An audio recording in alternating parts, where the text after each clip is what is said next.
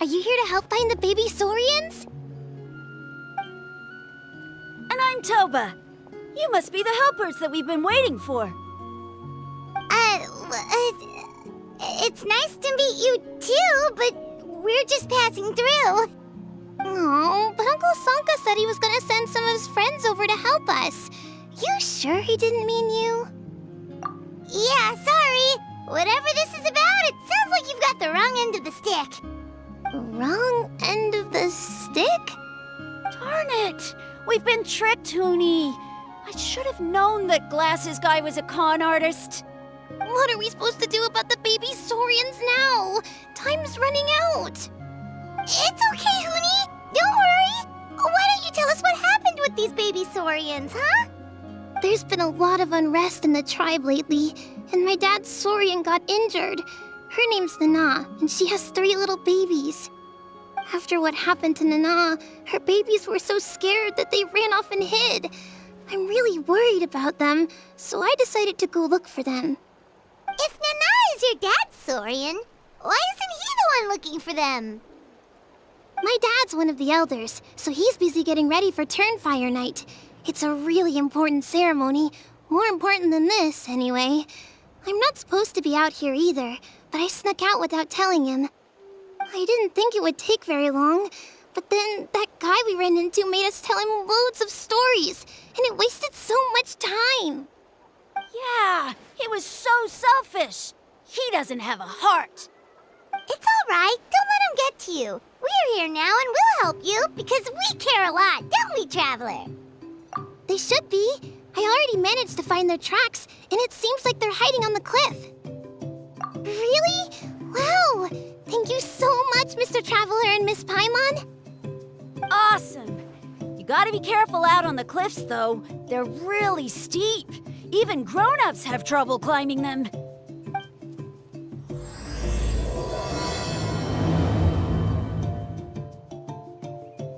Goonie said the baby Saurians are on the cliff, so let's find a way up.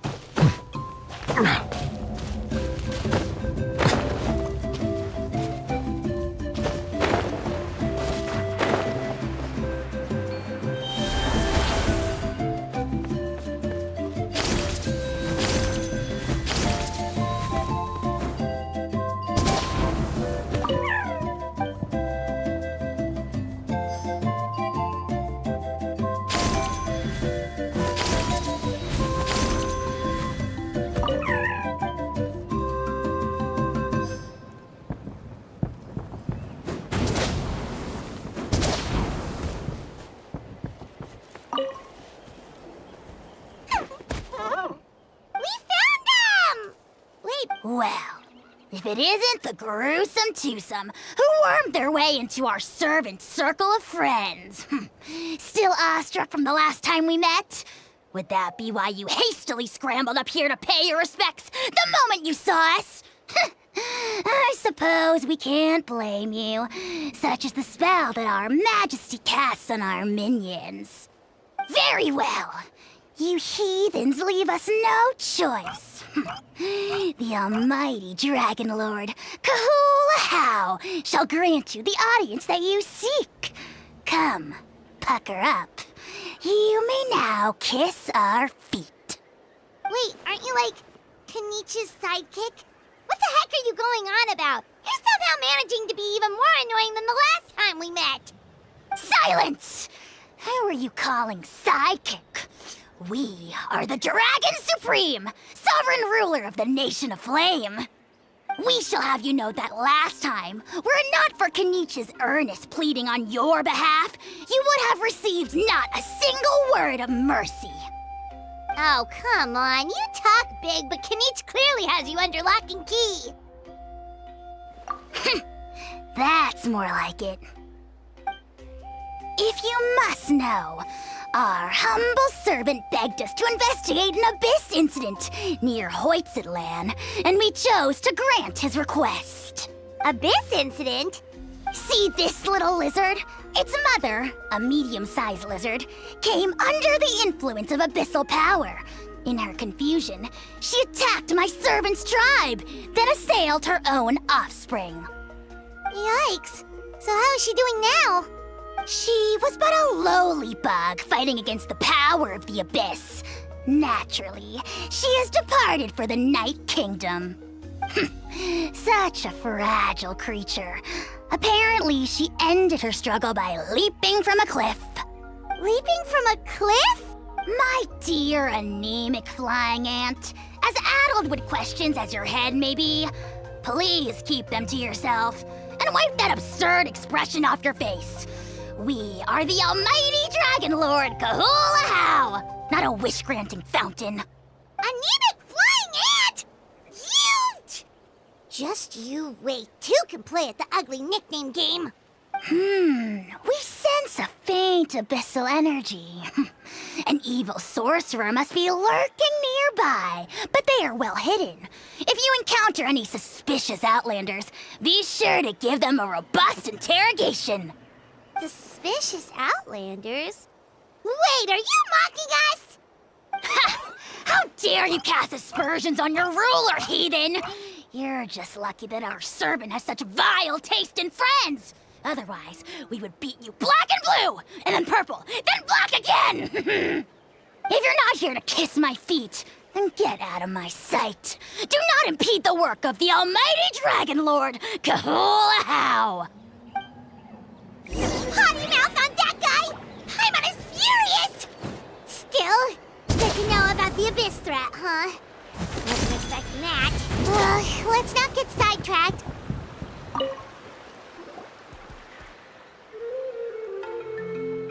Wow, you're back already?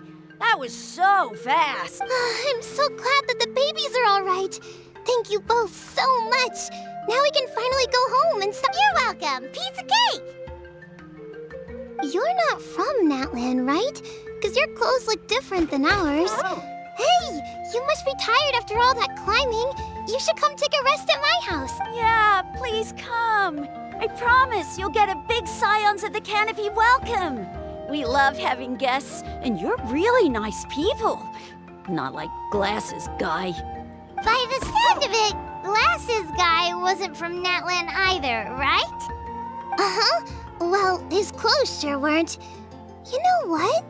Now that I think about it, there was something really fishy about him. Really? Maybe he was the suspicious outlander that Ahau mentioned. Sure, if you're interested. Let me think. How did the conversation go again? Oh, please, mister. I've told you so many stories already.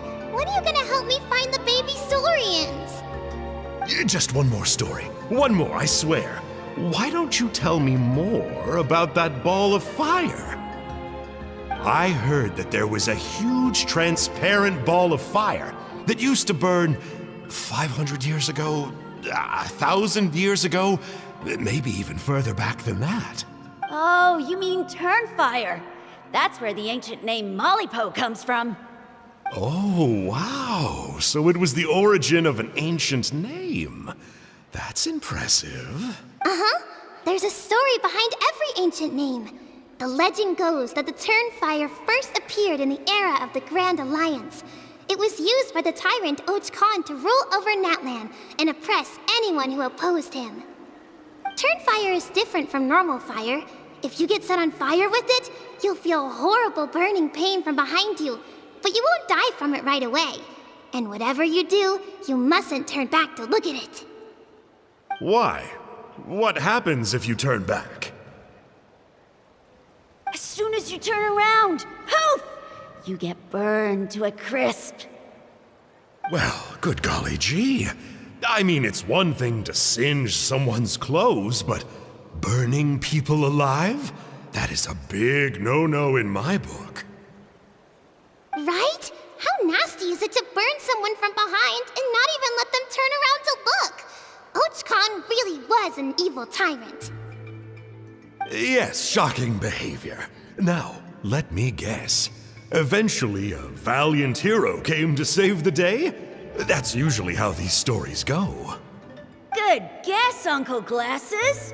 Seems like you really know your stuff. The hero was called Yupanqui. He's the ancestor of our tribe. Yupanqui was friends with Ochkon the Tyrant, and also Shibalanke, the first Pyro Archon. He was working as an ordnance officer for the Grand Alliance at the time. He didn't like how Ochkon was such a cruel tyrant, so he stole the Turnfire and threw it at the Ochkon's army. The soldiers couldn't defend against it, and they all got turned to ash. And that's how our ancestors set our people free. But just as he was about to leave the city, he thought he heard Ochkon calling out to him from behind. It caught him off guard, and he turned around to look. But Ochkon wasn't there.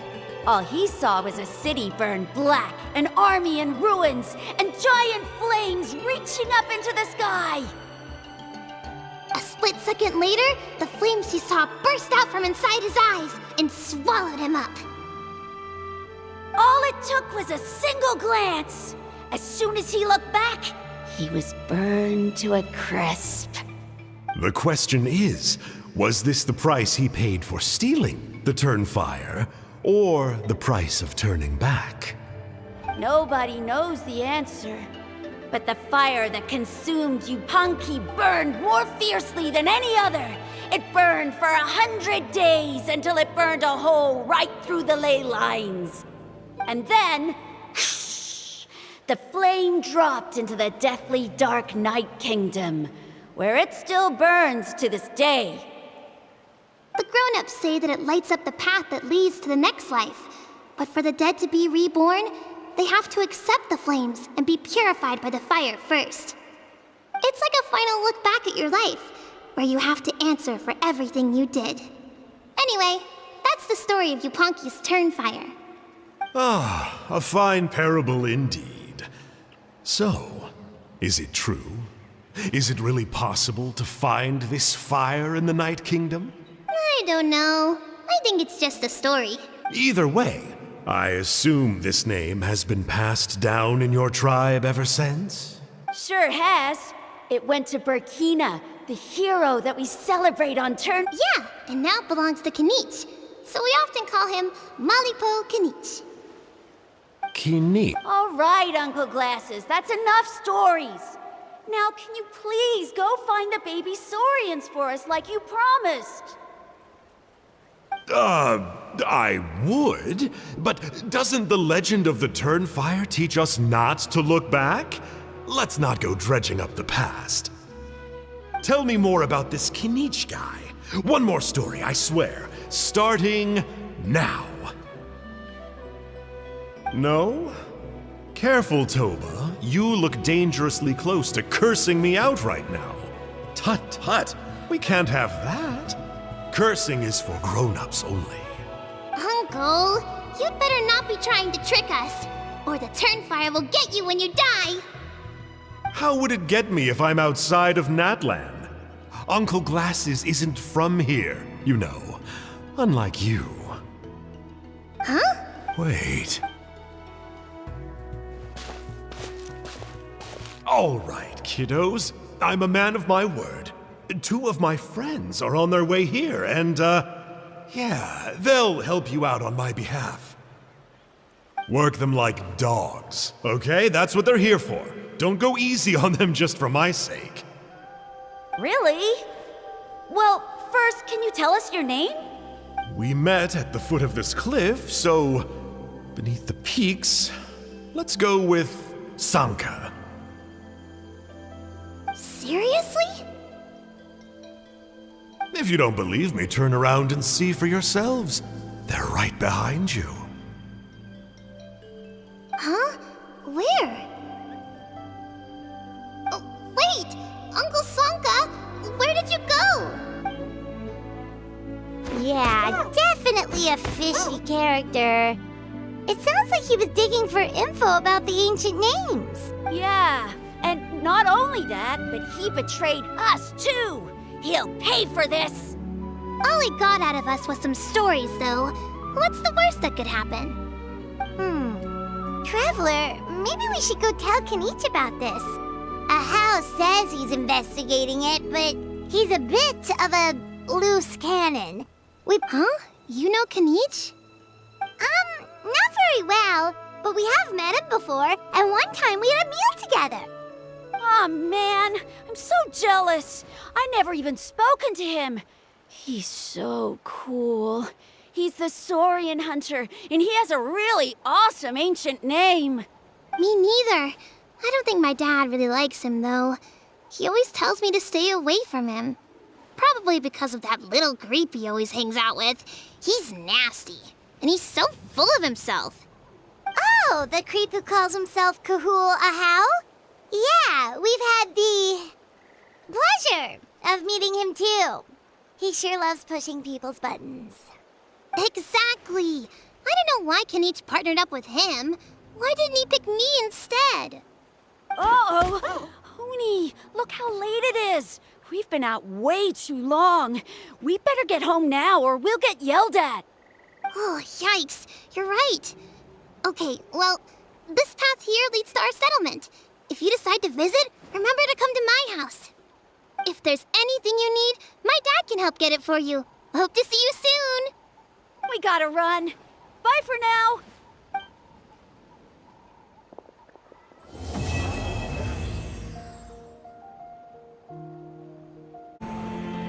Hoonie, what were you thinking? It's okay. Toba helped me.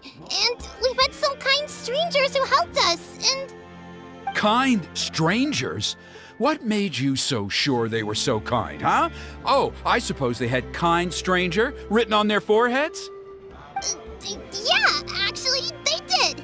In big, bold letters.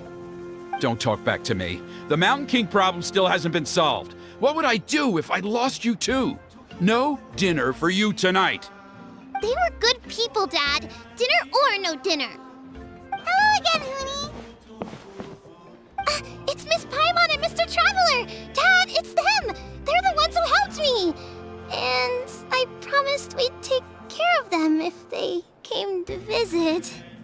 Oh, so you're the kind strangers. Well, I'm Trinidad. Apparently, you helped my daughter today, so if there's anything you need, just ask. As an elder of the Scions of the Canopy, I've got some influence around here. Now, I trust that you're sensible people who know better than to take advantage of their host's generosity. Yep, just helping a neighbor. We're not looking for anything in return. Oh? Well, let's hope so. Dad, please! They're not bad people! They've eaten at the same table with Kanich before! Be nice to them! Kanich! Wait! I heard that two mysterious travelers from afar showed up at the Stadium of the Sacred Flame. Are they you? And Paimon's the other. I do apologize. A lot's been going on in our tribe lately, and I suppose the pressure must be getting to me. I can't believe I was so rude to you. I feel ashamed. We got off on the wrong foot. Can we, start over? Oh, now we're talking. Seriously, though, don't worry about it. Already forgotten. We're just happy to see Hoonie got home safe and sound. Oh, you just arrived, I take it, and it would be my honor to give you a hero's welcome tonight. Careful now, that's quite an about face. We've heard that kind of thing can lead to spontaneous combustion around these parts.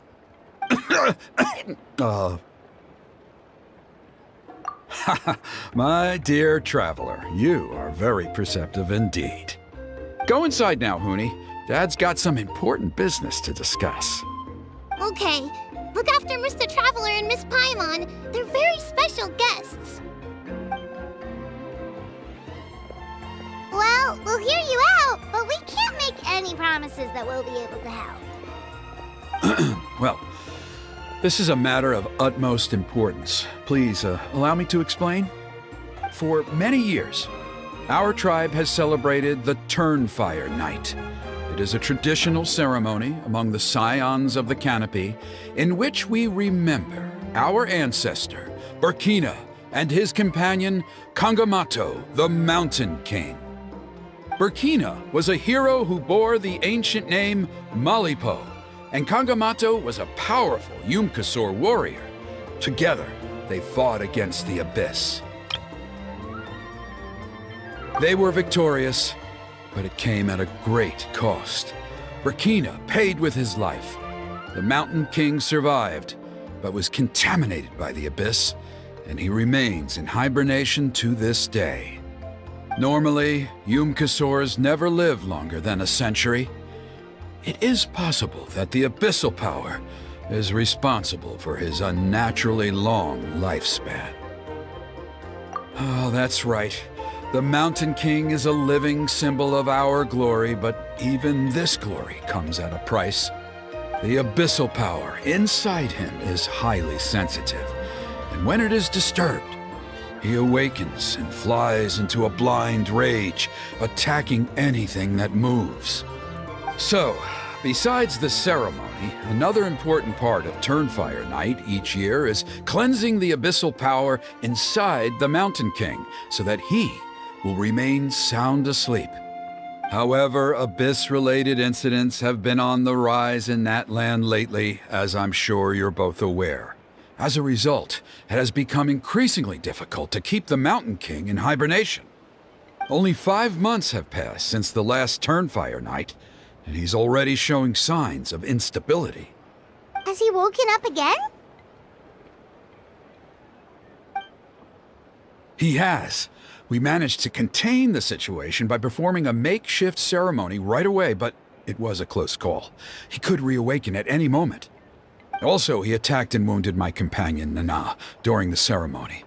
She became contaminated by the Abyss as a result, and... We heard. Such a tragedy. We're really sorry for your loss. Yes, and Nana wasn't the first. Anyway, right now we're preparing for an exceptional Turnfire Night ceremony, and we need to find a suitable flame bearer. From what I've heard about your adventures, I believe you would be perfect for the role. Of course. Plus, he's a bona fide hero who inherited the Malipo name. Oh, you mean Kanich? Yes, he's the one. A hero, worth his weight in gold. And unfortunately for us, he's all too aware of that. No prizes for guessing what he said when I asked him to host a Turnfire Night outside of the annual schedule. An exceptional ceremony? Oh, I'll have to charge an exceptional price. I swear, no other concept exists in that boy's brain. I'm not the one to usually talk about people behind their backs, but I'm convinced the Wyab got hit on the head and took a wrong turn the day it chose to give that ancient name to him. I mean, have you ever heard of a hero whose mantra is, "What's your asking price?" Oh, and don't get me started on that insufferable Ahau he hangs around with. Thinks he's God's gift to mankind. Pompous fool. Yeah, Paimon has to agree on that last part. Anyway, the fact is, the ceremony can just as easily be done without him as long as we can find someone else. And besides, you two seem like much better candidates. So, what do you think? Wonderful! I can't thank you enough. Huni was right about you. You have kindness in your hearts. Come with me to the other side of the mountain. I'll bring you up to speed on each step of the ceremony. As experienced warriors, I'm sure you'll pick it up in no time.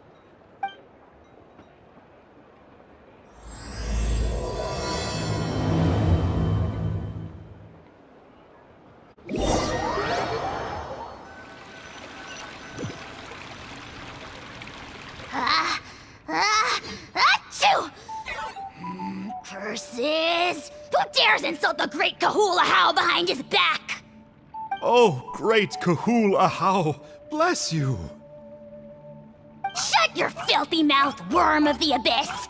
Your putrid words defile the air we breathe. You make the almighty Dragon Lord, Kahul Ahau, sick to the stomach!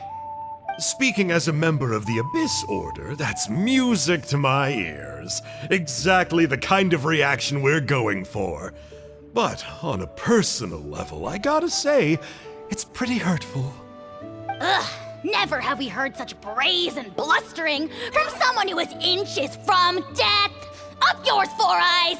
We spit spit in your face! Okay, well, that I am at a loss to explain. How do I manage to stay so chirpy and cheerful? I can only guess it's some kind of powerful magic. But I digress. Mr. Kinich, I admit it, you, sir, are a legendary hunter. Still, the only reason you caught me is that I was reluctant to run away. You see, I'm very interested in the lore of your tribe. Okay. Is that it? Kay? Aren't you intrigued to know what it is about you guys that prompted a visit from the abyss? It's the extreme sports! The other day, I narrowly avoided getting hit by a very brave soul who just leaped off a cliff. I think you call it bungee jumping? Anyway, I was very impressed. That is what I call embracing the spirit of adventure. Look, I even did a painting inspired by the bravery and freedom of the scions of the canopy. You scum-sucking swine! I swear, if you go bungee jumping, it'll be without a rope! Head first off the tallest cliff, with a band of hunters on your tail, and nowhere left to run, and a bottomless cesspit waiting for you on the ground. You say that, but I get the sense that Mr. Kinich isn't planning to take my life right now. On top of that, I'm tired of spying on you from afar. So why don't we just negotiate a comfortable operating distance that works for both of us? I've heard that the most important thing in human relationships is to respect each other's boundaries. What do you say, Mr. Kinich? Or you could tell me what it is you're really after. What? And then I'll name my price. The abyss contamination is back. No surprises there. No doubt that explains the Mountain King's recent activity. See those torches over there?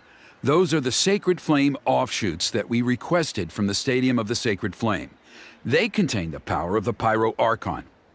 Are you saying that the Sacred Flame and the Turnfire are the same thing? Well, for ceremonial purposes, at least. Sending someone to the Night Kingdom to retrieve the legendary Turnfire isn't exactly an option. More to the point, though, the Sacred Flame is able to burn away abyssal filth, so that's why we use it in the ceremony. Gotcha! So basically, we just need to clean up the filth with the Sacred Flame. Well, that's one part of it, yes, but the complete ceremony is a bit more complicated than that. First, the flame bearer must collect a kindling of the sacred flame from the starting point, then use a grappling hook to fly up into the sky and light each of the sacred flame pillars. Then, they must go down into the canyon, all the way into the cave where the Mountain King slumbers, lighting braziers and the final altar along the way. The most skilled flame bearers can accomplish all of this without touching the ground once. As much as I hate to admit it, Kinich is capable of this. Wow! He can do all that flying without ever falling to the ground? Well, of course Paimon can. It'd be much harder for you guys. Well, don't worry. It's not a requirement of the ceremony. You're allowed to touch the ground. The only thing you're not allowed to do is turn back. The flame bearer must always keep moving forward. You can't skip a pillar, then come back to it after lighting the next one. To do so would be to disrespect our ancestors. So, what actually happens if you do turn back? Surely the fires don't just go out. If you're not careful, you might get burned. What about today then? Does the same rule apply? Oh no, don't worry. Today is just a practice. The order doesn't matter. You just need to take the sacred flame, cleanse the filth, then go light all the braziers. Are you ready? I'll repeat all the key points again. Gather the kindling, cleanse the filth, and light all the braziers. I'll wait for you at the end.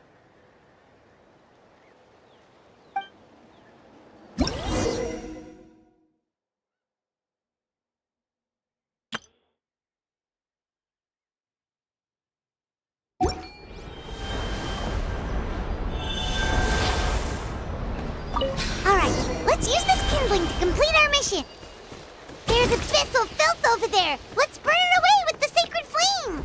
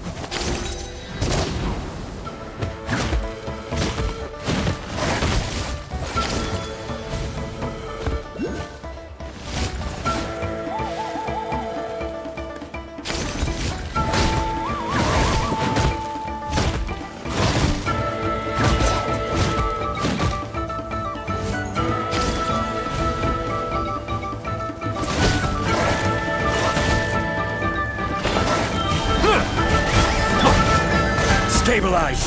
Shine down! Hey, Bow your head.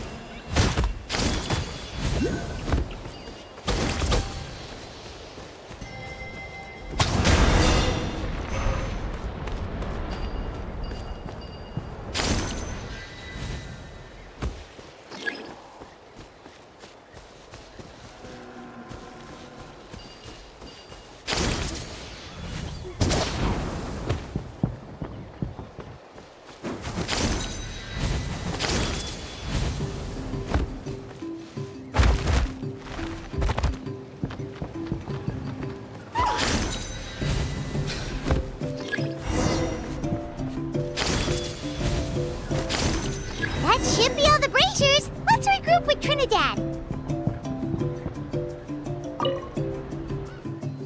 I knew I was right about you. You have outperformed all of the other previous candidates. If there was an ancient name for outstanding flame bearers, I'm sure the Wyab would consider you for the honor. Yeah, although it would probably take Paimon quite a bit longer. All right, now there's still a few days left until the ceremony, and I should probably get back so I can inform the chief and the other elders that I have found the flame bearer we need. Oh, you mean they've still got to sign off on it? Some of them are still hoping we can come to an agreement with Kanich, but that's only because they haven't seen you in action. Still, I'm the one responsible for securing a flame bearer, and my recommendation is you. Just for Paimon's own peace of mind, are you sure it's not going to be a problem having Outlanders take on such an important role in your ceremony? See that place over there? There was a time, long before the age of Burkina and the Mountain King, when we, Scions of the Canopy, called that our home. After a period of upheaval, our ancestors were forced to move away. Now, it has become a place where our youths go to develop courage and kindle a spirit of adventure. If we fail to keep the threat posed by the Mountain King at bay, it might not be long before we have to move again and find a new home. So, to answer your question, I think everyone will agree that you are the right choice. Fair enough. Desperate times call for desperate measures. I'll need you to drop by my place at some point before the ceremony, if that's all right. There are still a few final details that we need to discuss. Okay, see you later then. You have my gratitude.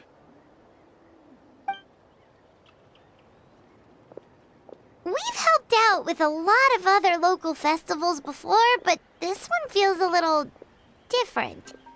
Anyway, let's take a break before heading back to Trinidad's place.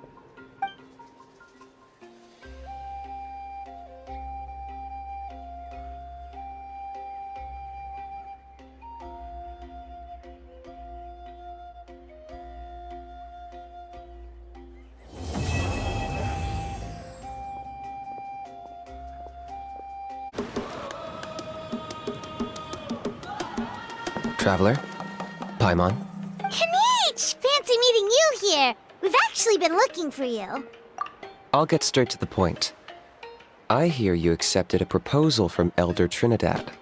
Oh, the, Turnfire Knight, you mean.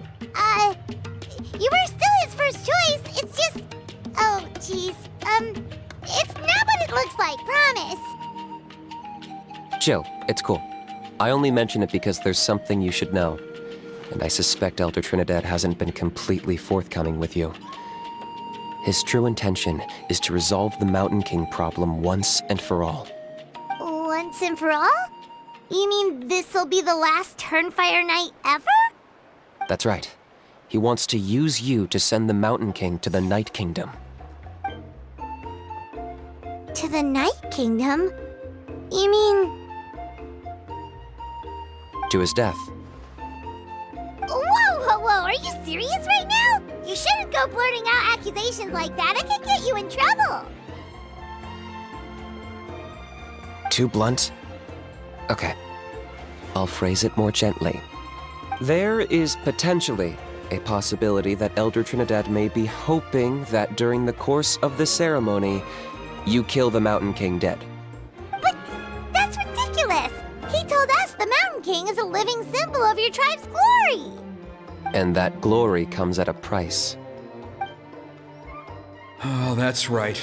The Mountain King is a living symbol of our glory, but even this glory comes at a price.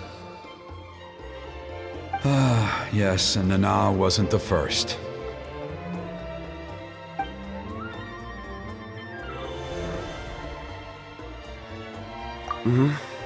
She likely won't be the last to lose her life either.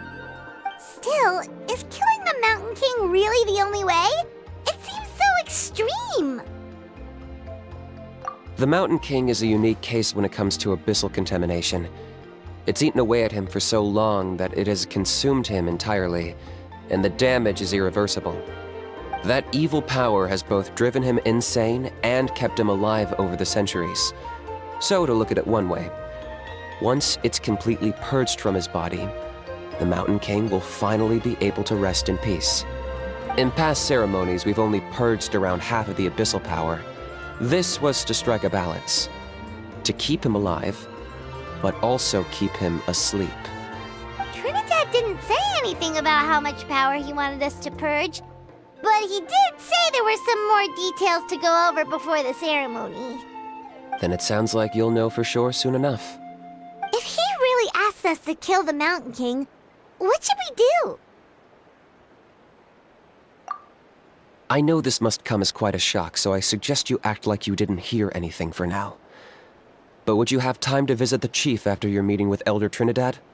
I'd like to make a deal with you. What kind of deal? One that comes at a very reasonable price. I'm sure you have plenty of other questions, but we can talk more later. Good. See you soon.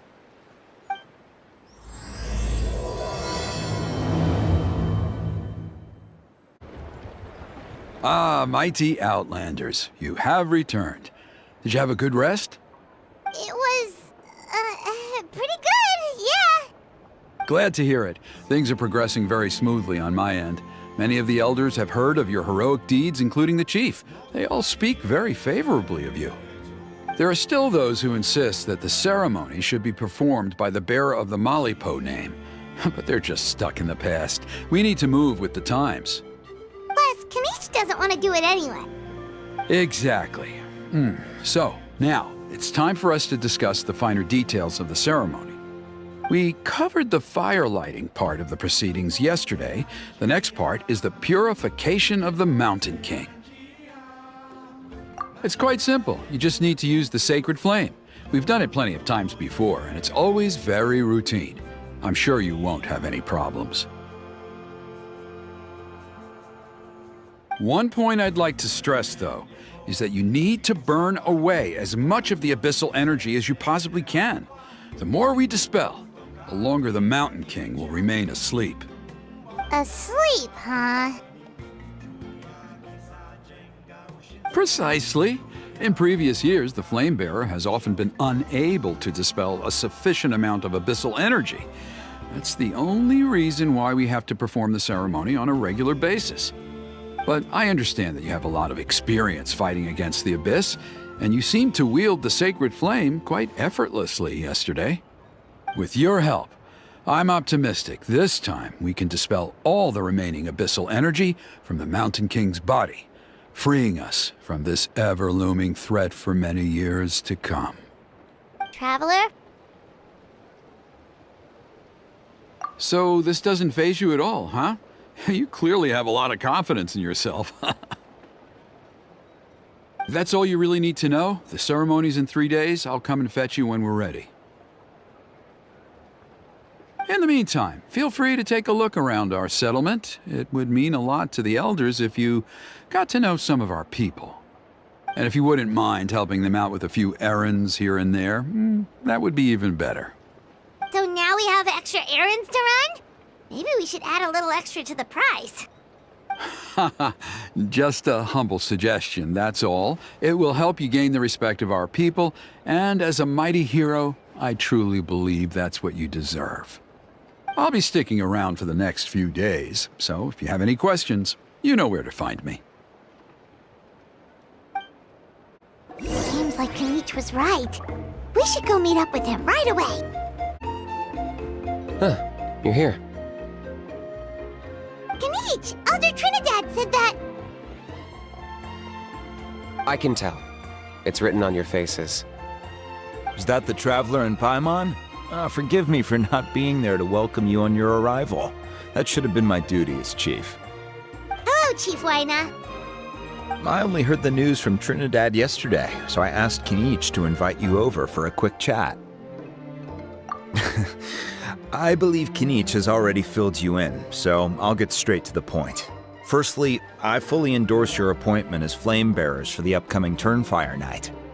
However, I would like to request that you take steps to ensure the Mountain King's safety.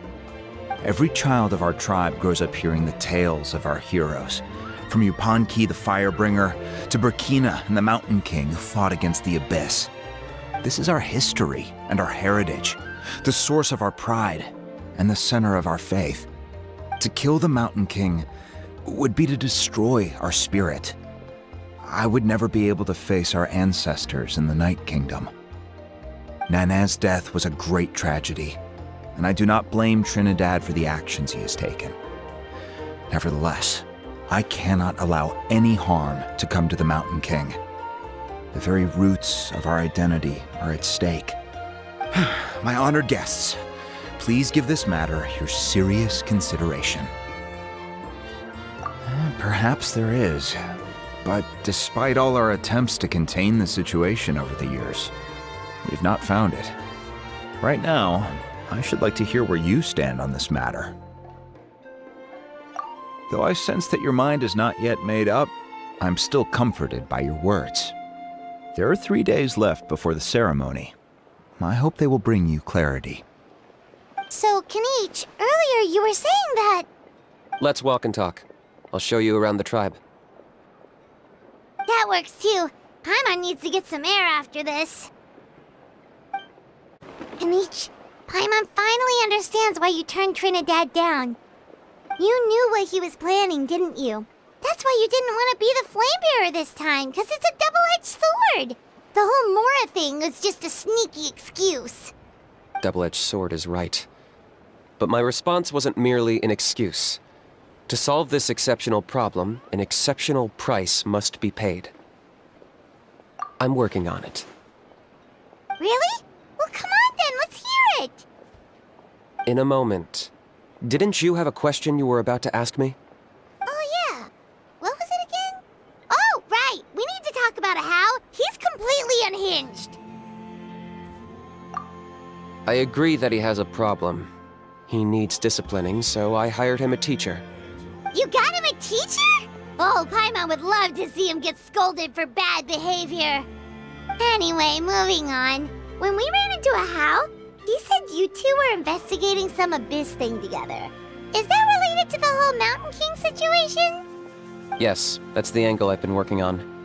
I'm a Saurian hunter, but I occasionally hunt the Abyss too. One time I was pursuing some purple demonic dogs when I accidentally entered a hidden space. I did some research after the fact. Apparently they're known as beastly rifts, and there are many of them of all different sizes. That's where those purple dogs were coming from. So, if we can locate one of these beastly rifts, clear the monsters out, and move the Mountain King inside, he'd be able to continue living, but without posing a threat to the tribe. whoa, that sounds kinda crazy. Would it really work? It's not without its risks, of course. There's a lot of unknowns in the equation. For instance, for all we know, a prolonged period inside the rift could make the Mountain King's condition worse. Still, we desperately need something like this, even just as a temporary measure. You've seen the conflict the issue is causing in our tribe for yourselves, and believe me, it's been a long time coming. The chief is adamant about keeping the Mountain King alive, whatever happens. I can understand. It's less about the Mountain King and more about preserving your culture and heritage. Yes, but on the flip side, you've got people like Elder Trinidad, who is more concerned about protecting the people he cares about now and into the future. And he has every right to take that view. It's one thing to try and preserve the last remnants of a glorious past, but making your kin pay the price for it? No one can seriously tell them that's a fair trade. You're right. There's no easy answers here. Let's leave that to one side for a moment and assume we go with your plan. How do you actually intend to find one of these beastly rifts? Because at least in our experience, the dogs open the rifts when they want to attack us, not the other way around. I think I know a way. You have any better ideas?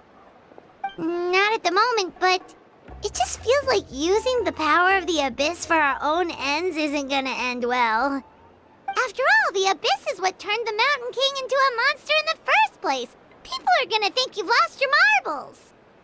If it doesn't end well, then that's the price we pay. Everything in the world comes at a price. Even when Pottomki, the Firebringer, stole the Turnfire, it cost him dearly. The Mountain King's erratic outbursts have brought tensions within the tribe to a boiling point. Unless this gets resolved quickly, everyone will be stuck in a stalemate. All right, so what's this deal you wanted to make with us? We're hardly experts on exploiting abyssal power. All I need you to do is keep people away from me. I'm getting harassed on a daily basis by people trying to convince me to be the flame bearer. I can't afford to waste all my energy dealing with them. If you help me out, there'll be a gift for you in return. Ooh, what kind of gift? Something well worth your while, I'd say. Just keep doing what you've been doing. Integrate yourself with the tribespeople, so everyone comes to terms with the fact that we have a new flame bearer. That way, I won't have an endless stream of people coming to beg me to join the ceremony, and I can focus on finding a way to summon the beastly rift. Then, when the day of the ceremony comes, we'll move the Mountain King into his new home. Still sounds pretty crazy. Even for a daredevil like you, that's dangerous. And even if it works, what if neither Chief Wyna nor Elder Trinidad are happy with it? Have you thought about what you'd do then? At least the two of them would finally be on the same side of the issue, leaving only me on the opposing side. The tribe needs leaders like them far more than a Saurian hunter for hire like me. Can I take that to mean that we have a deal? For sure. And who knows, maybe we'll come up with an even better solution to all of this in the next couple of days. Great. Well, for the next couple of days, please spend some time among the tribe and lend a hand wherever you can. I'm sure everyone will be swept off their feet when they meet our new flame bearer. Good luck to us both. Okay, task for the day. Meet the tribespeople and take some heat off of Kenichi's back.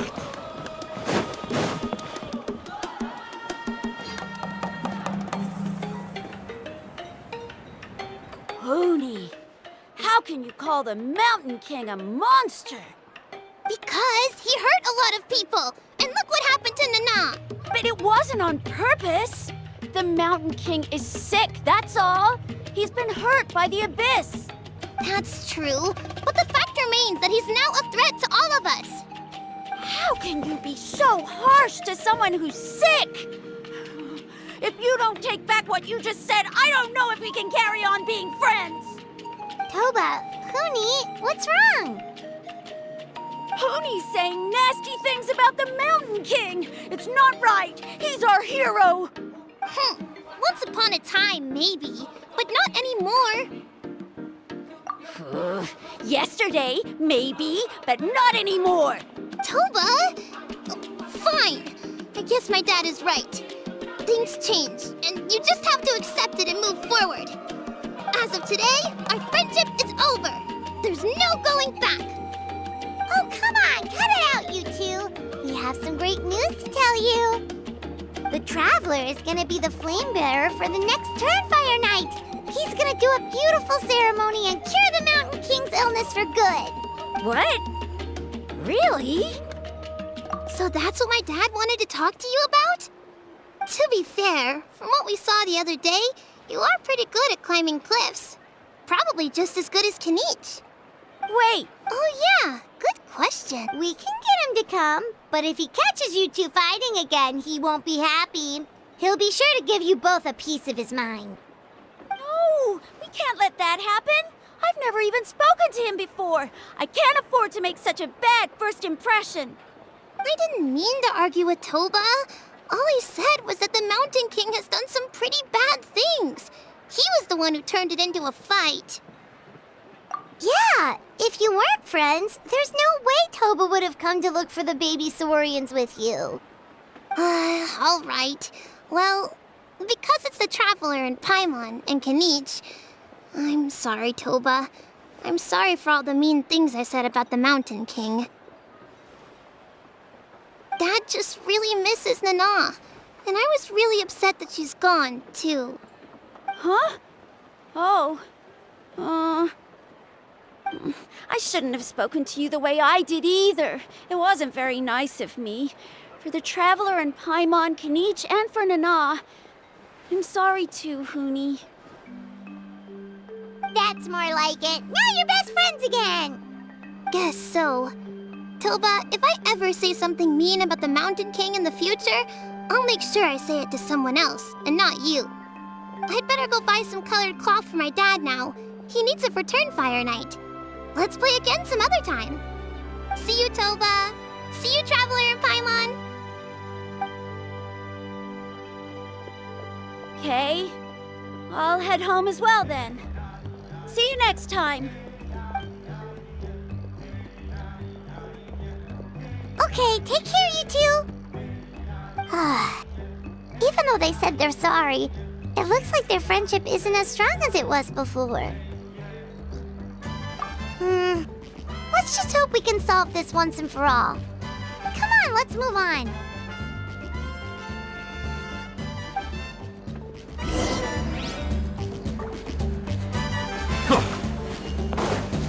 Huh? What's going on over there?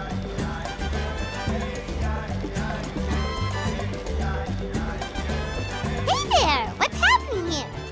A rehearsal for the Turnfire Night dance. Oh, there's a dance involved? Kinda wants to learn too! You don't know it?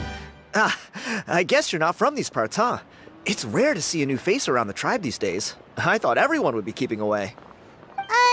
Why do you say that? Because of the Turnfire Night, of course. The Mountain King could wake up at any time. That's why we're holding an emergency ceremony. This isn't one of those fun and games festivals. For outsiders, it might even be a little dangerous. Well, did you know that the Flame Bearer this time is actually gonna be an outsider? Oh, I did hear about that. It's a first for sure. I would have loved to meet them in person. What? Oh, it's you? Man, oh man. Well, this is a nice surprise. It's funny, I was just thinking that I'll probably miss out on meeting the new Flamebearer since I'm not taking part this time around. Then suddenly, there you are. Must be my lucky day. You're not taking part in the Turnfire Night? How come? You're not an outsider too, are you? You must be joking. Watch this!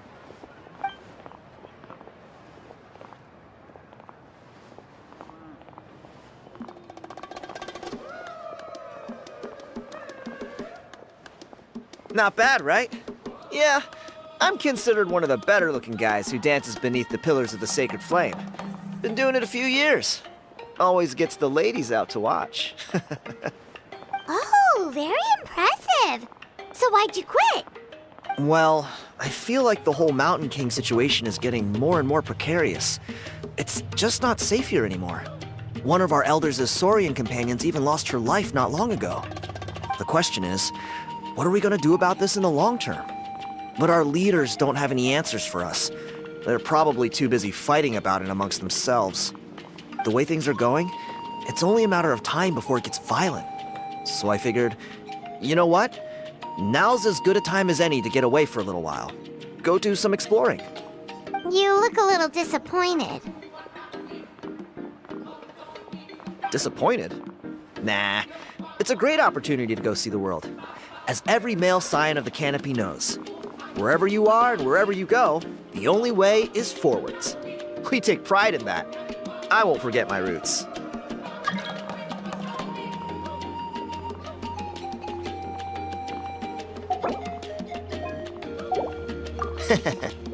I managed to get in touch with the Saurian Relics Association. They gave me a simple test. Find a decent quality relic, and they'll make me a member. What's the Saurian Relics Association? You've never heard of it?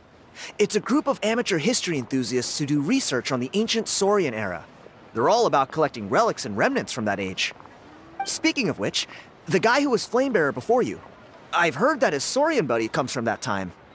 A how? A how's a relic from an ancient Saurian civilization? Oh, yeah, him. So you know those two already, huh?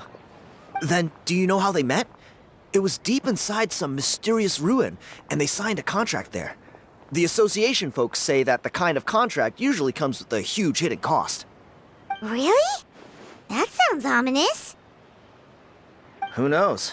But if it's true, Kinich can probably handle it. He knows what he's doing with weighing up contracts and costs and stuff. I doubt he'd make a contract that doesn't benefit him. Strangely enough, I actually happened upon a strange mural a while back, and it looked to me like it was depicting a Saurian and a human involved in some kind of Saurian-era contract ritual. Oh, does that count as a relic then? You bet it does. I was all ready to go take a picture of it and use it as my entry ticket to the association. But after all the abyssal activity recently, I heard that area's been overrun by monsters. The best laid plans, huh? I'll just have to wait and see if things improve. Or... you look like you know your way around a fight. I don't suppose there's any chance you'd be able to help? If all you need to get is a picture, that should be pretty achievable, right? The Traveler deals with monsters all the time. It's a piece of cake. Wait, you're seriously gonna help me out? Come on, it's no big deal. Compared to some of the things we've been roped into before, this is nothing. Pyro Archon above, you two have hearts of gold, you know that? You're the kind of people who could dive into the Turnfire deep in the bowels of the Night Kingdom, and it wouldn't burn a single hair off your head. Of course it is. All right, come with me. I'll show you the way.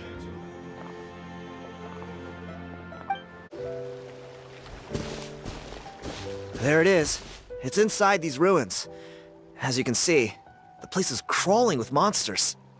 Alrighty then. Stay back and take cover, Tiago. This could get dangerous. We'll take care of him. Great minds think alike. I'm not about to cramp your style.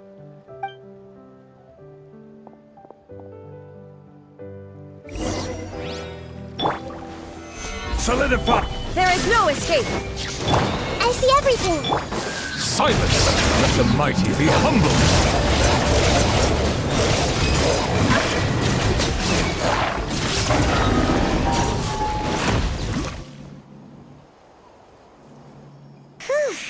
That should be the last of them. It's a good thing Tiago had the sense to stay in his hiding place, or things could have gotten really hairy for him. Hey, look! That's gotta be it, right? Definitely looks like a mural. True. Now that you mention it, most ancient murals take up a whole huge wall. This looks more like someone with a paintbrush got bored and started doodling. It does match the story he told us, though. There's a Saurian and a human. So, is that supposed to be what an ancient contract ritual looked like? Whatever. We're not here to decipher it. Just photograph it.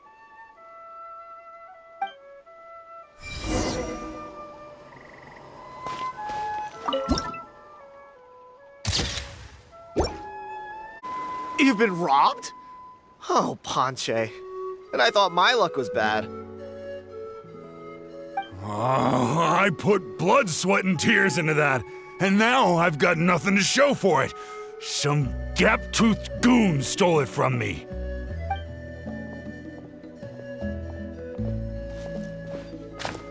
Tiago, is this the picture you were looking for? Let me take a look. Yep, that's the one. Pyro Archon above, you two are superhumans. Hey, Ponche, come and say hi to these guys. They're gonna be the new flame bearers, and they're tough as nails. Wait, are you the Traveler and Paimon? Huh? You already know each other?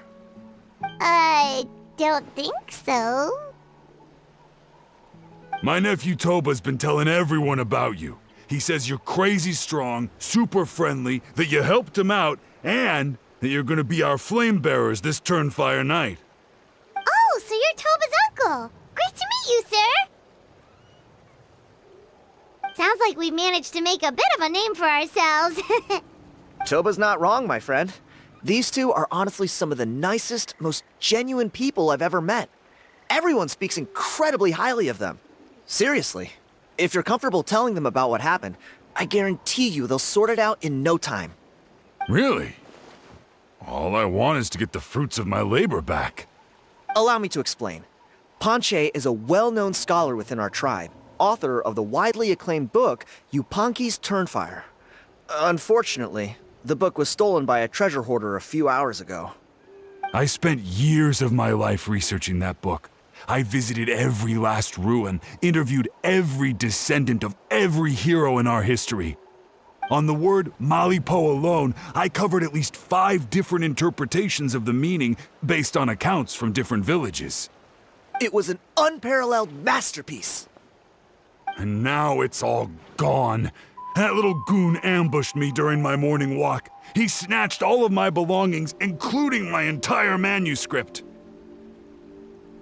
That book was everything to him. It's like they robbed him of his soul when they took it. Look at him. Lost and listless. He's a shell of the man he was. Dear honored guests of our clan, I am but a helpless old student. If only for Toba and Tiago's sake, please help me, I beg of you. See what I mean, Ponche? Now you've run into these two, your luck's about to change, big time. I don't know if he's still there, but come on, I'll take you. Hey! You thieving rat! Give me my things back! What do you want now, you old bum? God, you're a waste of space. Prepare to get shoved butt first into a tree hollow. Oh, what's this? Brought a little bodyguard with you, huh? All right, let's see what you've got. What's this? Eat dirt, suckers!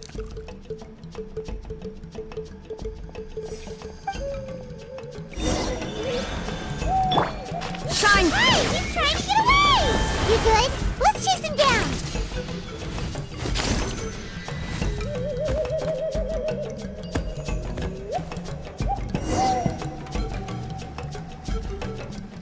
Stop, please! By all the warriors, heroes, gods, and kings, I can't run any longer. Please, I don't have your stuff anymore. Have mercy. Oh yeah? Well, where is it then? I threw it away. You threw it away? The old bum's bag didn't have a single mora in it. Just a tatty old book, worn out pens, and some old rags. All that time lying in wait was for nothing. I was so mad I just threw all of it away. Is that really the truth? Okay then, where did you throw it away? The same place you found me. Look, I swear on the Pyro Archon it's the truth. May all my worldly possessions be turned to ash by Turnfire if I'm lying. Okay, that's a pretty strong oath. What do we do now? It sounds like he's telling the truth. Right, let's hope nobody gets to the book before we do. We'll never get it back then.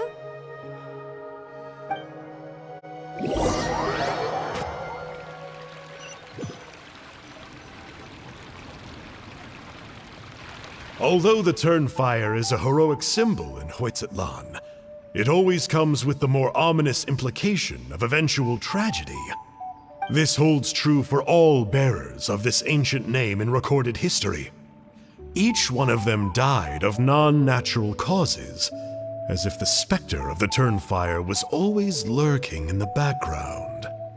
This appears to suggest the existence of some higher power that is always watching the name-bearer, examining their actions, and eventually demanding payment in return. None can escape this payment, unless, perhaps, they could honestly swear by Turnfire to never make a single mistake in their entire life. Pottomki's Turnfire. What an incredible work on ancient name philology. I can't believe it was just lying there for me to take.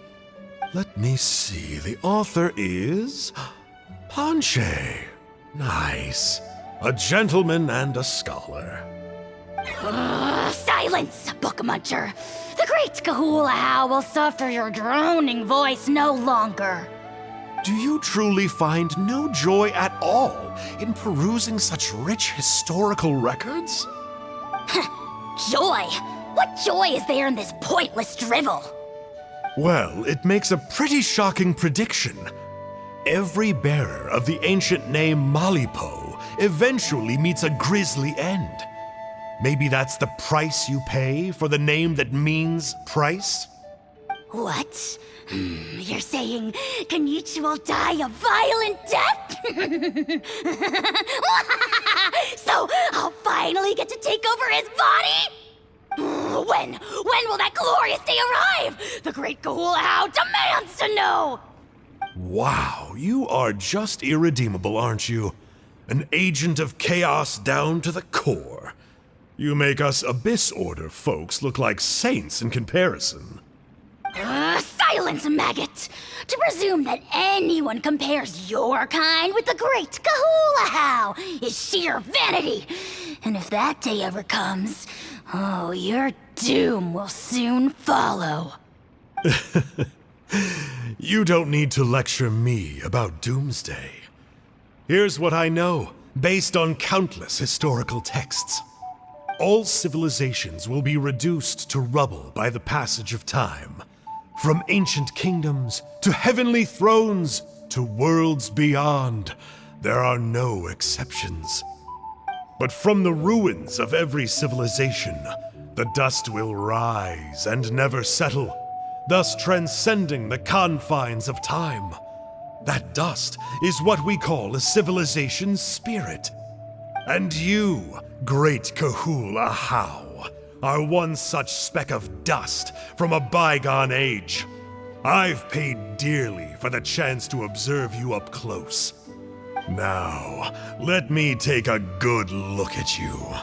We'll see whether any memories of that age still remain inside you.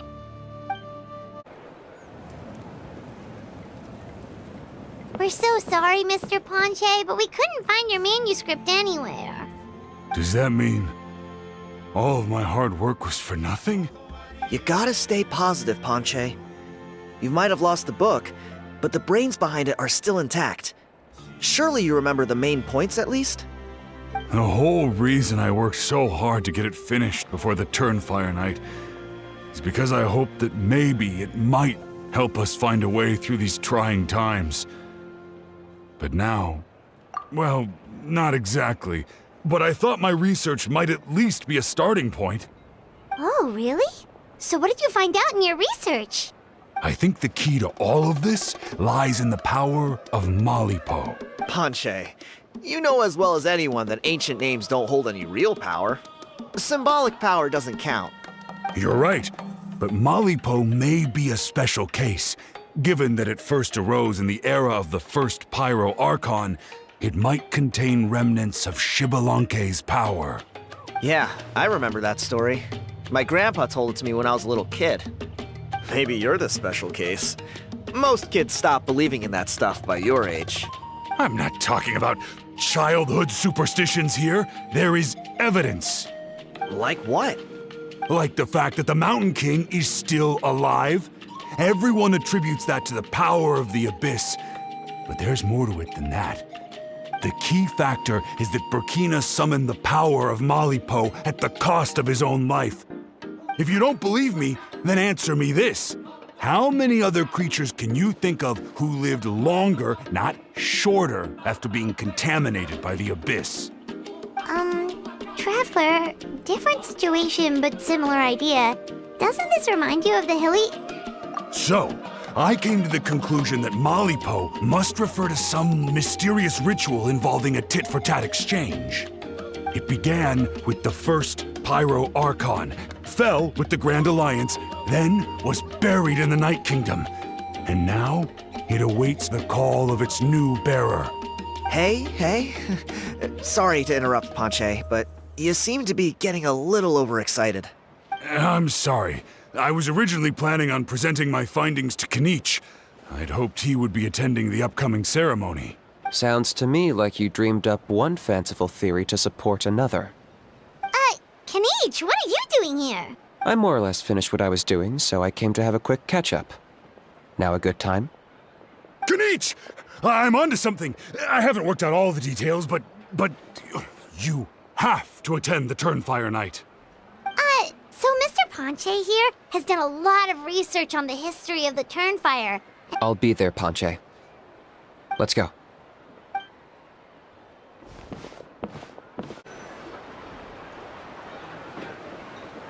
Here will do. Yeah. I'd like your help giving it a trial run tomorrow. If that works, we have our plan come Turnfire Night. Sounds like you're not considering Ponche's idea. You heard him. He hasn't worked out the details yet. We need a more practical solution with concrete steps to follow. Yet? Are you saying you think he might actually be onto something? I think it's possible, based on something I know about the war 500 years ago. Burkina didn't fall to the Abyss. He was killed by the Mountain King in an episode of madness. In his final moments, Burkina made the fateful decision to not fight back, and instead pass his blood and power on to the Mountain King. Maybe he thought the Mountain King was stronger than him, and more valuable to the tribe. Or maybe it was just out of loyalty to his friend.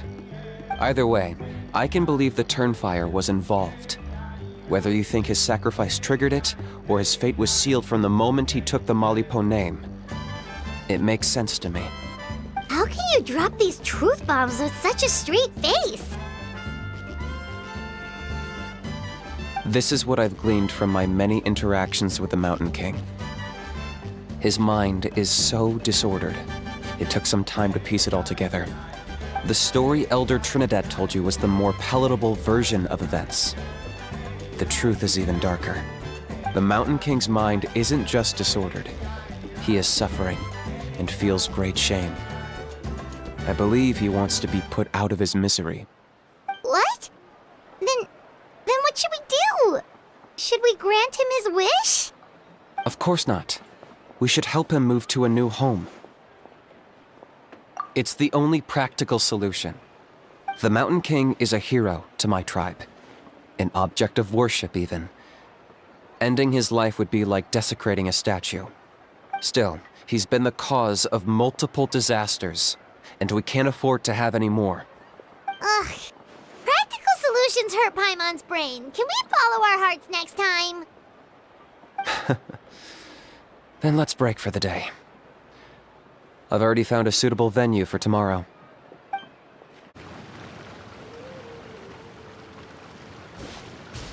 You're here. Very punctual. Oh, so the gruesome twosome come crawling back. Here to make amends after the gross irreverence you displayed last time?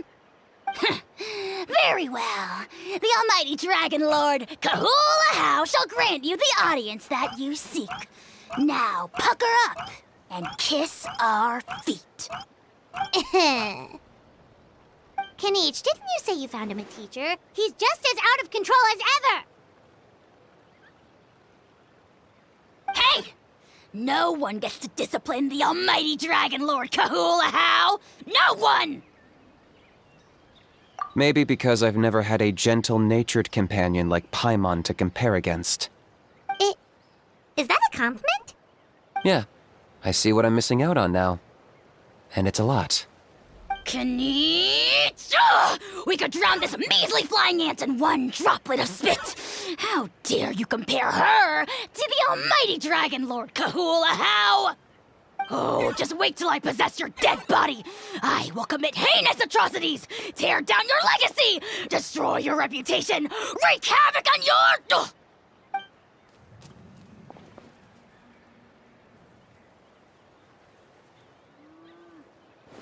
Traveler, Paimon, let's get down to business. Once we've opened the beastly rift, you're welcome to toss a How in there for a couple of days. With pleasure. You don't need to ask twice. I got my hands on this device in a trade. It's meant as bait, but it'll also stabilize the abyssal energy. The rift towns will tear through space to get to this. Once they're here, we take them out and claim the rift for ourselves. You'll find out soon enough. First, let's try this out.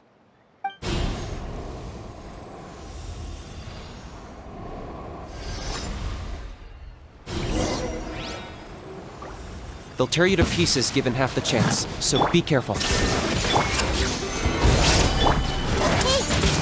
Bow your head.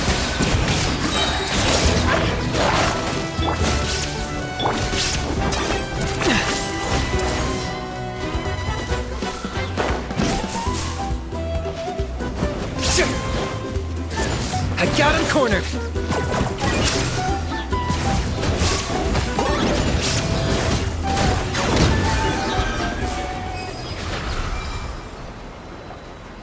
Uh-oh. Are there even bigger ones on the way? You see, Kanichi? I'm a man of my word. In fact, I'd say I under-promised and over-delivered. Nifty little gizmo, isn't it? I take it this is your true form? Now that our deal is complete, it's time to start the next phase of our relationship. I made a promise to the great Kahula How, and now I'm here to seize your body for his use. Cliché, I know. The hero's trusted partner sells him out to the abyss in a shocking act of betrayal. Cue bad guy speech and drawn-out death sequence. Huh? Angel? Huh? Huh? What are you two doing here? Oh, Mr. Kanichi, this is not what we agreed on. Traveler, this is the gift I got you. I know you're looking for intel on the Abyss Order, so I thought he might be of use to you. But it looks like you've already met. Yikes. Frosty reception. Gotta say, I kinda pictured this moment going a little differently. Tears of joy welling up in your eyes as you say the words, "It's good to see you again, old friend." Don't be ridiculous. Sounds like you've been reading too many romance novels. There we have it. Change is inevitable and nothing lasts forever. What a pity. Well then, time for you to meet the new me. This time, please call me Sanka. Sanka! Aha! So you're Glasses Guy! You tricked Huni and Toba into telling you a bunch of stories! What does it matter? A name is a superficial label. It's what's deep down inside that counts. And I've shown you the deepest parts of me. That would explain a lot. Why else would you show up here and start acting like a wise guy? You looking for a fight? I'll pass. I do rather like you, as I've said before, but my one quibble is that you really don't know your own strength. Wait, of course! You're the one behind all the recent Abyss activity! Let Paimon guess, you've been provoking the Mountain King too! Haven't I told you before? I'm not part of the inner circle who do our Highness's bidding. My interests are far more low stakes. I spend my time digging for truth in ancient doodads and books. You really think a benchwarmer like me is capable of more than that? I investigated him. He's not connected to the recent events. Just happens to be in the area. So, I struck a deal with him. He helps me summon a rift. I allow him to do some historical research. But that's all over. And now Kinich wants to hand me over to you. Well, I was hoping this would be an opportune moment to whisk away his body. That would have given me some more time to study the great Kahula How. But now I've run into you, which is just my luck. Or maybe I've incited the wrath of the Turnfire, and this is the price I have to pay. But I don't understand. What did I do wrong? Wait, does that count? Let me think. How? You are the worst of the worst! Colluding with the Abyss Order against Kinich? How could you betray your partner? There is no betrayal. The almighty Dragon Lord Kahula How is a partner to no one. Don't worry, I told him to act as bait. Yes, and you should have picked a bigger fish. The Abyss Order? Ha! What a joke. Not even a match for our lowly servant. I put up with this toad's croaking for days, and it was all for nothing. It looks like your disciplinary measures have been less than effective, Mr. Enjo. What did you expect? Behavioral rehab isn't really our thing. Otherwise, we might as well change our name from the Abyss Order to the Abyss Boarding School. The abysmal disorder would suit you better. Kanish! Dispose of him! He is of no further use to us! Traveler?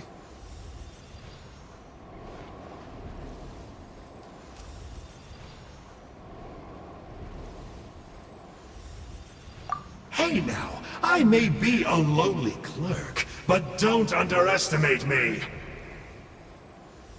I could never beat you in a straight-up fight, but when it comes to running away, I won't lose to anyone.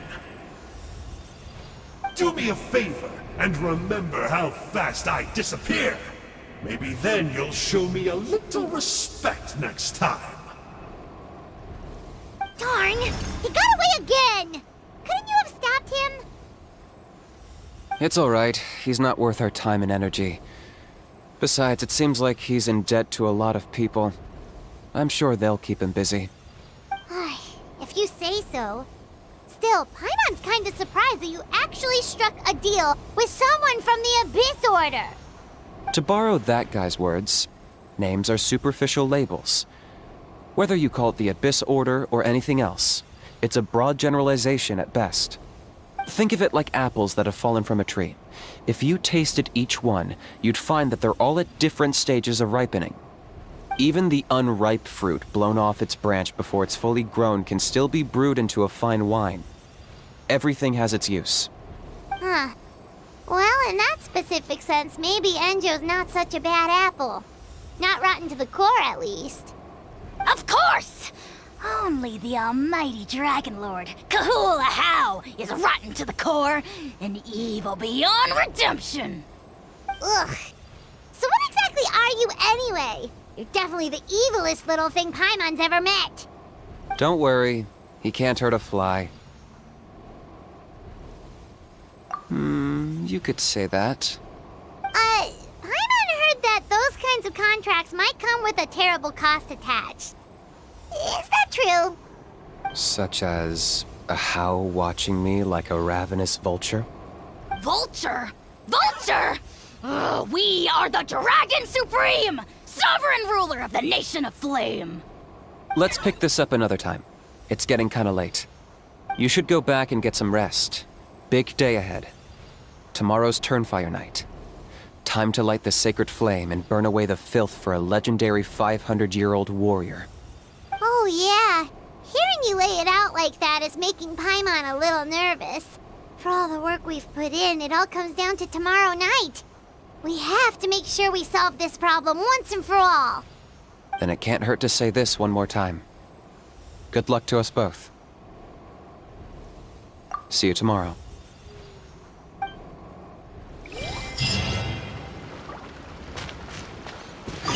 What happened to getting some rest? You're cautious, like me. I get it. But don't worry, like I said, I investigated, and I'm confident he has nothing to do with the Mountain King situation. Before he got tangled up with us, he was looking into the Mare Javari. That's another major part of Natlan's history. Our ancestor, Burkina, once fought a campaign there alongside the 5 other heroes. But it's not such an easy place to get to these days. That's about all I know, though. I have yet to take a job that involves the Mare Javari. What happened to getting some rest? The house piqued your interest, huh? It's true that he's a relic from an earlier Saurian age, but since we're bound to each other by a contract, you can see him as my companion for now. I know he can be awful, but don't worry. As long as I'm still around, he can't do that much damage. That's a key part of the contract. The How has to obey my orders and lend me his power for as long as I live. And after I die, a How gets control of my body. That's the price. Crazy, isn't it? That was probably the first time I really appreciated what it meant to pay a price. Then once I signed the contract, I received the ancient name Malipo. But that's a whole other story. We can get into it another time if you're interested.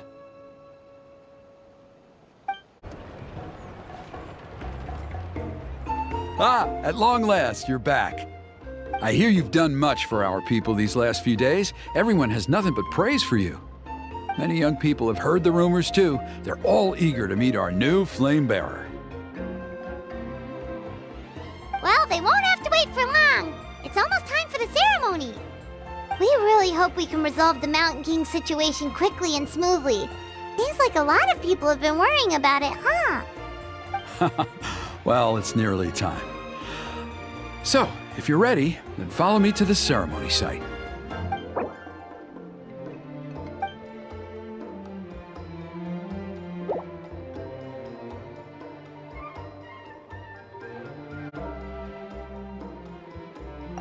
Of course, there's no rush. I can wait for you right here. Are you ready?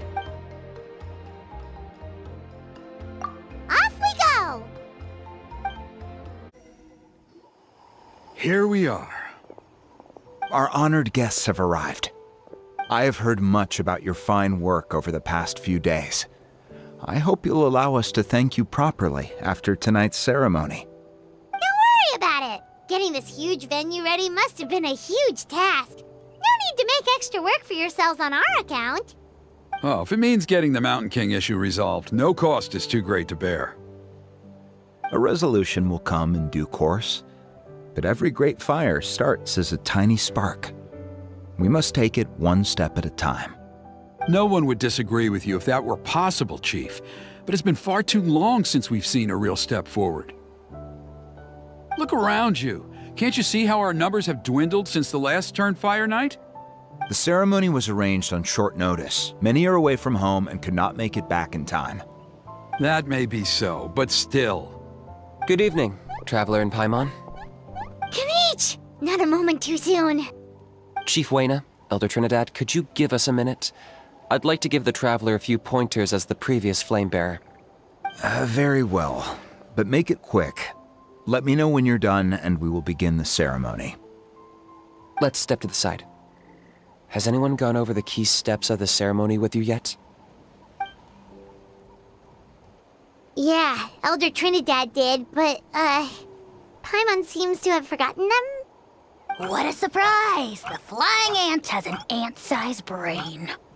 If you don't want your tongue to be burned off by the sacred flame tonight, I suggest you stay quiet.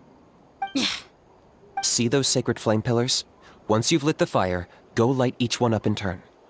Once that's done, head down into the cave where the Mountain King slumbers, light the braziers along the way, then bring the flame to the final altar. Then the ceremony is complete. That sounds simple enough. The process isn't complicated, but remember, you mustn't turn back at any point. If you miss a pillar, you can't light the next one, then come back to it. You have to keep moving forward, or it's seen as disrespecting our ancestors. If that happens, you won't receive the blessing of the Turnfire, and you'll have to start over. I made you a diagram that summarizes the steps. Take a look.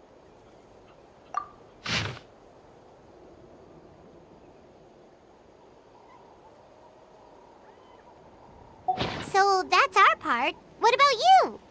I'll be with you the whole way, and once you've lit the altar, I'll start summoning the rift. You can leave that side of things to me.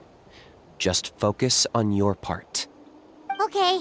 We'll try to remember all that and get it right the first time. Ready when you are. But I think I saw Huni and the others just now.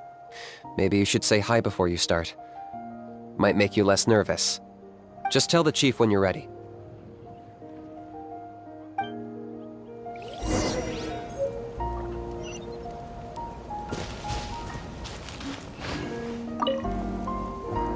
Mr. Traveler, you look so cool today! You're gonna make sure the Mountain King never threatens us again, right? I believe in you. I'll be cheering you on the whole time.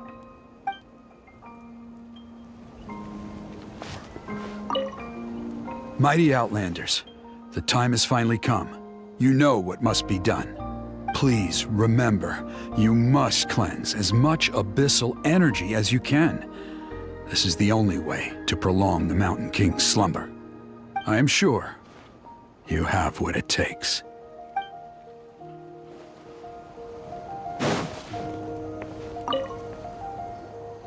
How are you doing? Is all in order?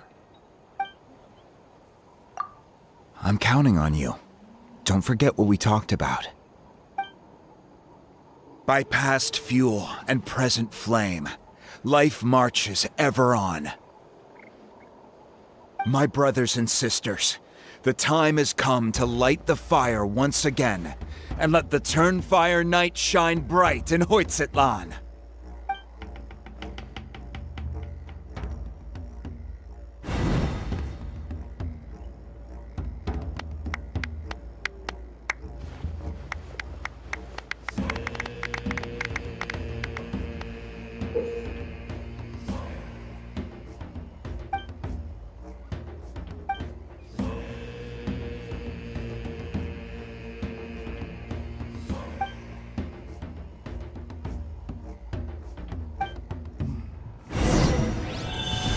Go get the sacred flame.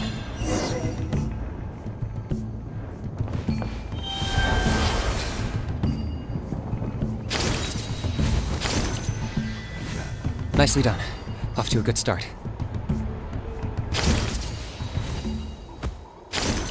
Great stuff.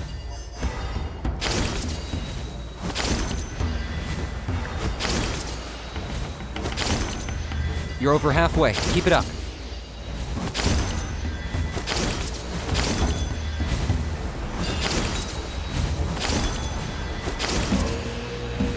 Impressive.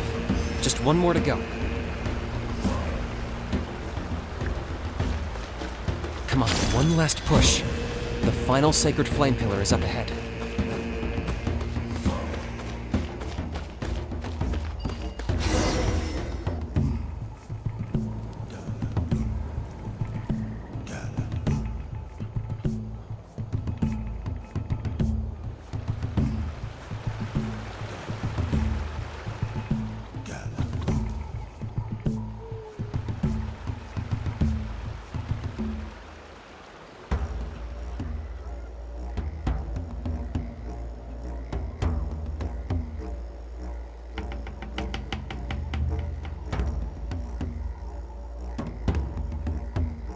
Great!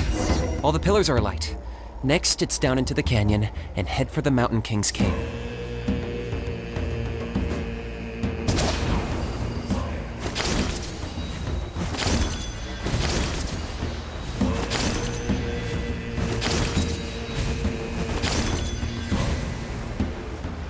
Almost there. The cave is just up ahead.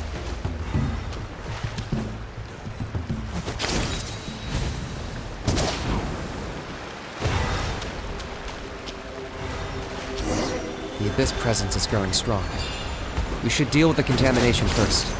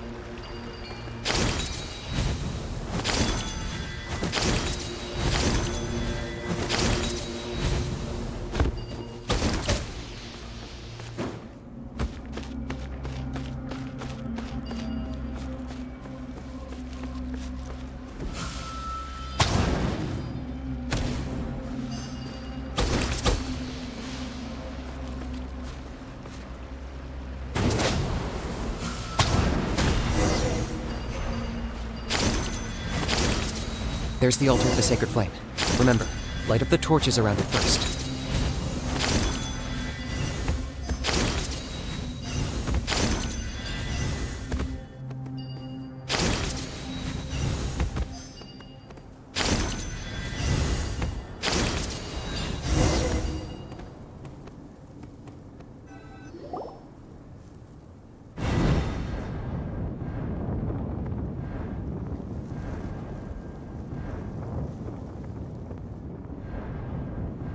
Woohoo! We've lit up the final altar!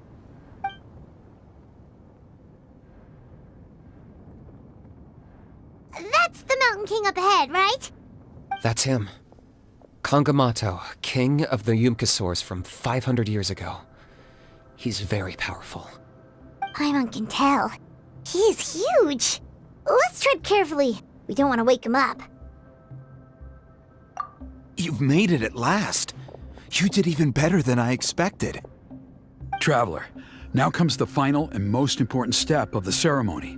Please use the power of the sacred flame to cleanse the Mountain King of abyssal filth. There's no need this time.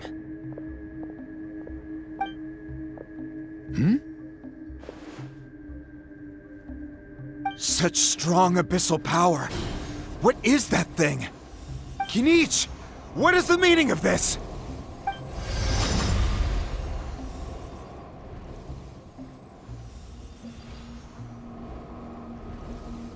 Is that a beastly rift? Chief Waina, Elder Trinidad, this is about to get a little dangerous. You should step back. What do you think you're doing? Solving the Mountain King issue. You mean by having him torn to pieces by rift hounds?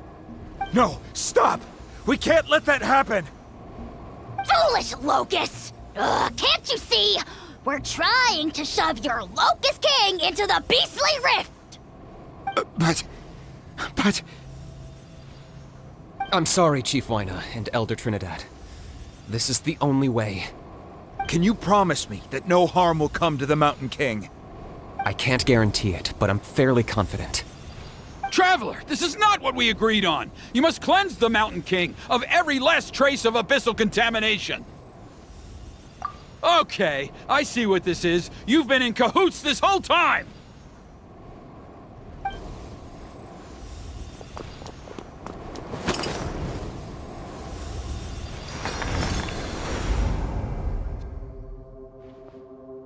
Ugh, you imbecile! What have you done? Oh no! The device is destroyed! You forced my hand. I had no choice. Elder Trinidad! What are you doing?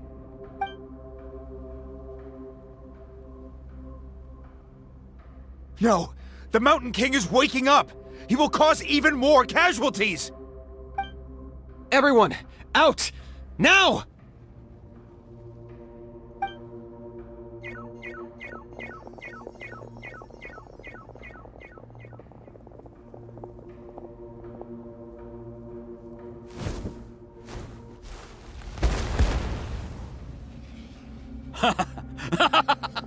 Well, it seems there's only one way to awaken you all from your willful blindness. More sacrifices must be made.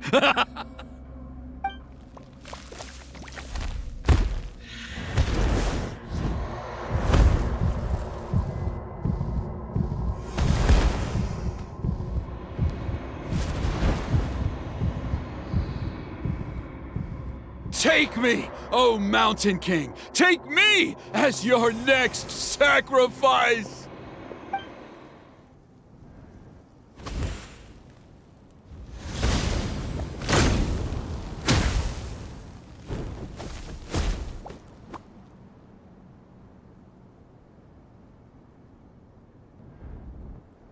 Everyone's still outside. We have to keep the Mountain King here. Give me a hand. The tunnel is vacant.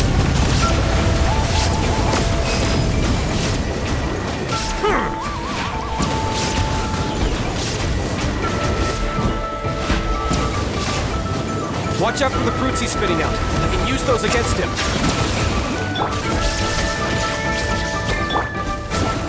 Yeah, that's it!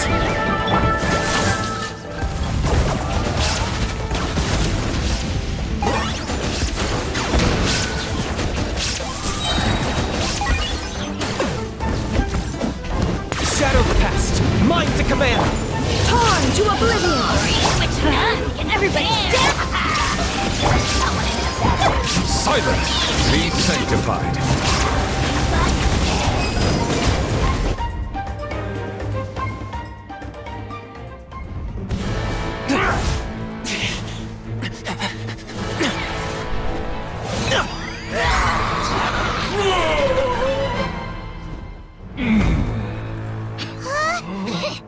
What do we do? We can't open the rift!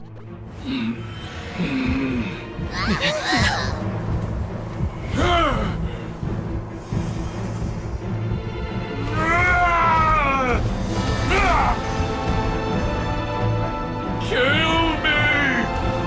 Put an end to Uittztlan's shame!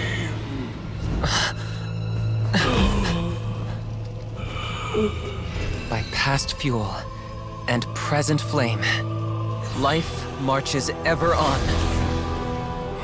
Oh, Burkina, I must atone.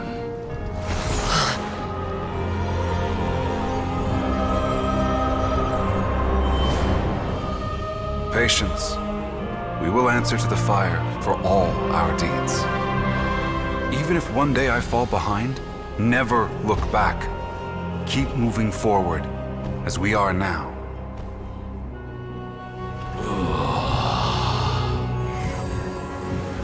Live with your guilt and shame.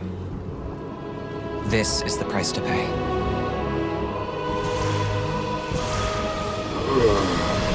Heir to the Turnfire, please use my ruined vessel to train the heroes of the future.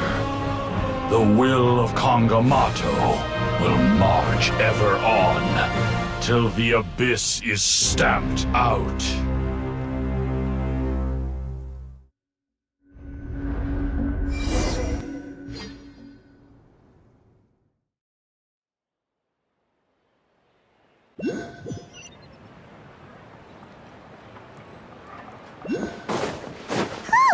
Pretty eventful day yesterday, huh? Paimon wonders how things are doing now.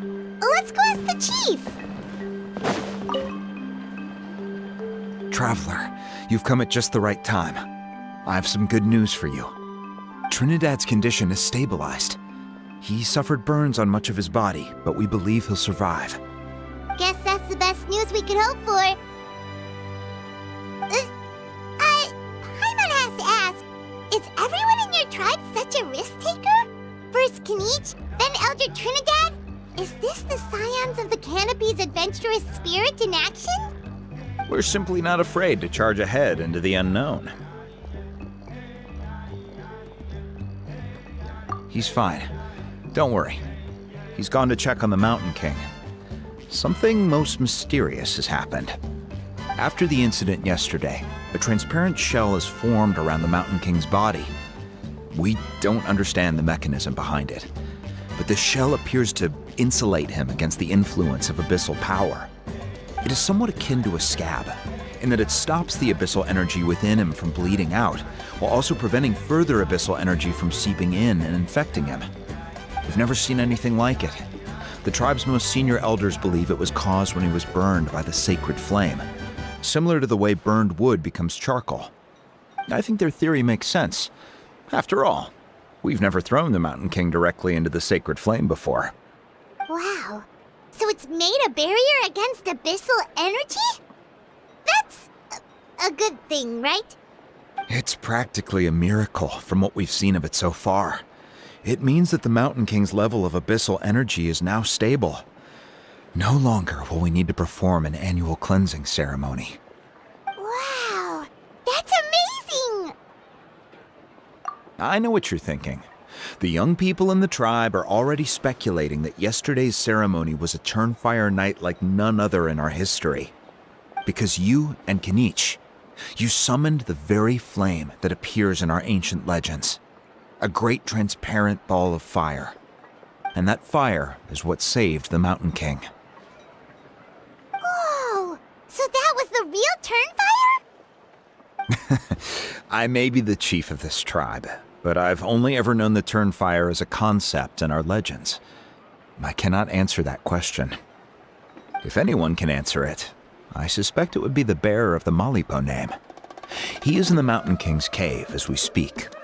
Ah, so Kinich then. Why don't we go see how he's doing?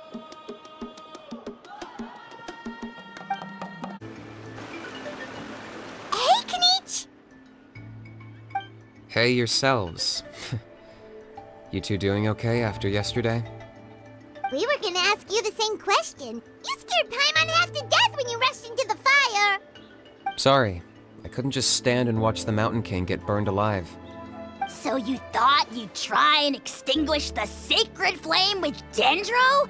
Or is that an attempt to make the almighty Dragon Lord Kahulahow die of laughter? The sacred flame only possesses a fraction of the Pyro Archon's power. It's not as if I was fighting the Pyro Archon herself. Kinich, when you went into the flames, were you intending to, Intending to what? do the same thing as Burkina? Sacrifice myself? Of course not. My focus was on keeping the Mountain King alive, not on what it would cost. But now I'm curious. What made you think I was going to sacrifice myself? Well, because everyone's saying the Turnfire is what saved the king last night.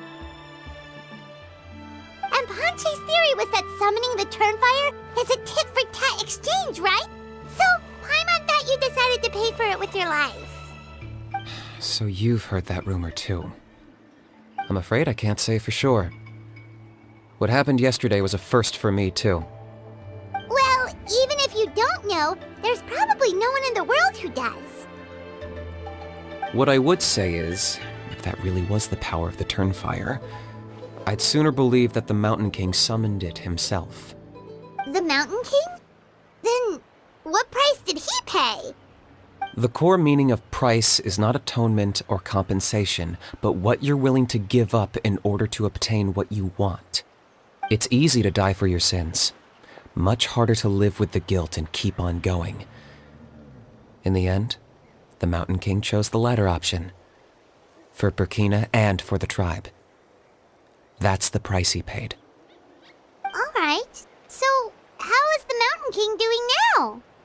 Health-wise, there's nothing to worry about. He'll enter a fighting stance whenever we set foot in his territory. But his attacks are gentler now and not as crazed as before. Like he said yesterday, he just intends to be a sparring partner for people to practice with. Yeah, I tried communicating with him again, but he didn't respond. We dare say that Locust King has well and truly lost its mind. The lights are on, but nobody is home. Its body remains fighting fit thanks to the perverse power of the Abyss, but time has been less kind to its soul. It was ground to a pulp long ago. But we saw him come back to his senses yesterday.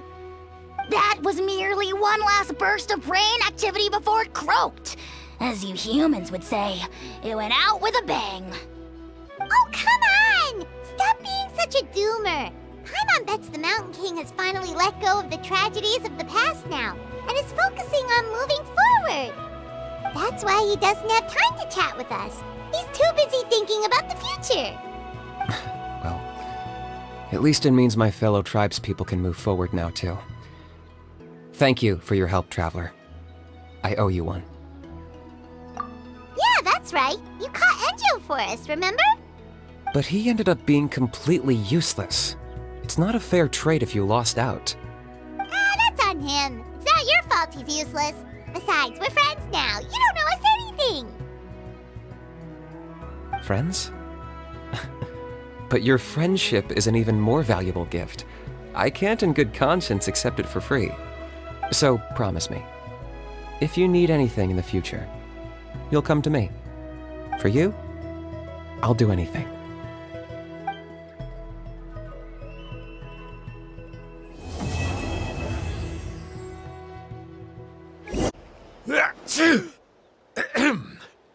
So, in the end, only poor little Huni got the sad ending? Yeah, everyone's happy except me. First Nana, then my dad. Why does everyone in my family have to suffer? Huni, it'll be okay. Your dad will get better soon. Toba, you're my friend, so I shouldn't say this to your face. But it was all the Mountain King's fault. Huh? Now hold your horses, kiddo. If you promise not to fight, Uncle Sanka will tell you a story. Okay, before you roll your eyes out of your skull, I promise you can trust me. I almost got my eyebrows burned off by the turnfire after last time. That's why I came back, to make it up to you. All right, I'll just get to the point. Do you know what Uncle Sanka loves the most about your people? What? Your extreme sports. Huh? On my first day here, I got hit by someone falling out of the sky. I believe you call it bungee jumping? It's a dangerous sport, to be sure, but the courage it took to make the jump impressed the heck out of me. So, I introduced myself to the jumper, we made friends, and I even helped treat her wounds. Oh, such a nice friend. Of course. Anyway, the good times didn't last, because I got captured by a powerful foe, so we had to part ways for a while. In the hands of the enemy, I was scorned, scolded, and nearly given away as a gift. Oh, it was so humiliating. A horrible experience to look back on. Why does Uncle Sanka always have to suffer, I thought. So I feel your pain, Huni. I was in the same position. But in the end, I made it through, and I left all of those painful memories in the past. I even managed to reunite with my friend. Is that it? The moral of the story is to look forward in life, right?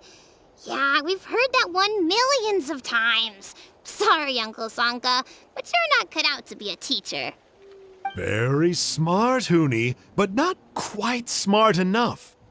What I'm trying to tell you is that after I reunited with my friend, I found her injuries were all healed, but she really missed her family.